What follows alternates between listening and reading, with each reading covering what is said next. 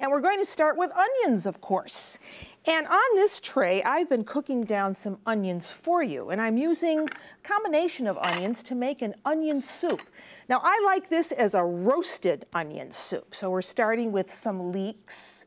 And then we've got Vidalia onion, which is a nice sweet onion, white onion, and red onion. So you can use a combination of any kind of onion that you like. I just chop them up, put them on a bake sheet, and then I added a little bit of balsamic vinegar over the top with some thyme, a little salt and pepper, and I put it back in the oven just until these are soft, because now I'm going to cook them a little further. So you see how nice and soft they are. We're not going to puree this soup. This is going to be a chunky onion soup. So now I need to put these back in the oven, because what we're going to do is we're going to add some red wine. So a little red wine, about 2 cups I should say, goes over the onions. Now you're thinking, wow, that's a lot of wine.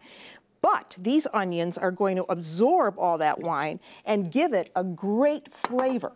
So now we can put this back in the oven, and we want to bake this for about, 30-35 minutes or so.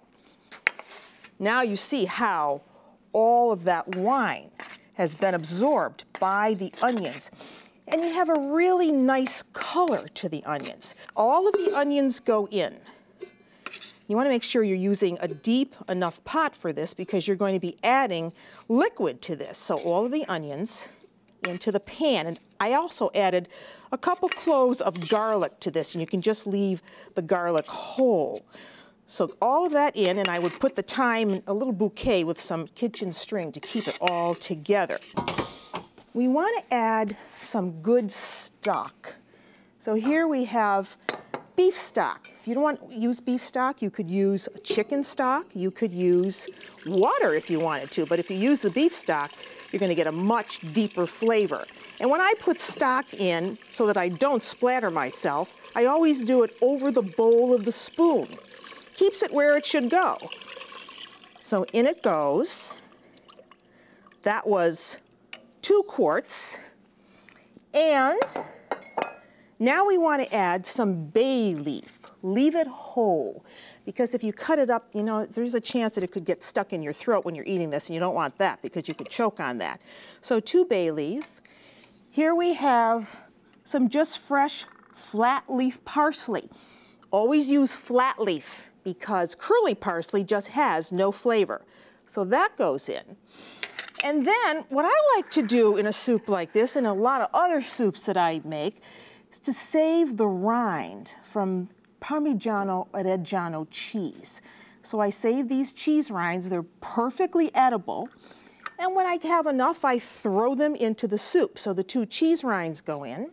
And now we want to give this some pepper. Not too much. A little bit of sea salt. And you're going to correct the seasoning at the end anyway, after this is cooked. You stir this around, and you put the top on.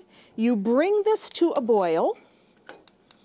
You bring this to a boil, and then you simmer this for about 25-30 minutes. You want to use a bread that has a really tight crumb.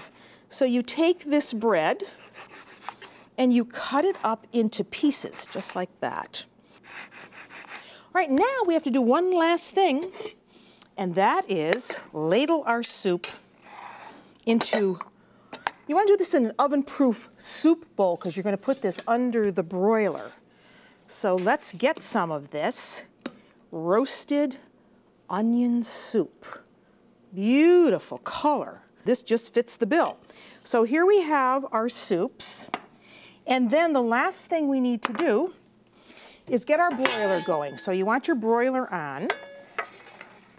You put the soup bowls on a tray. You add your bread right over the top, just like that.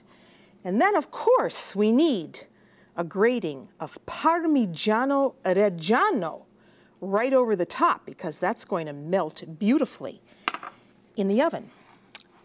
So in they go.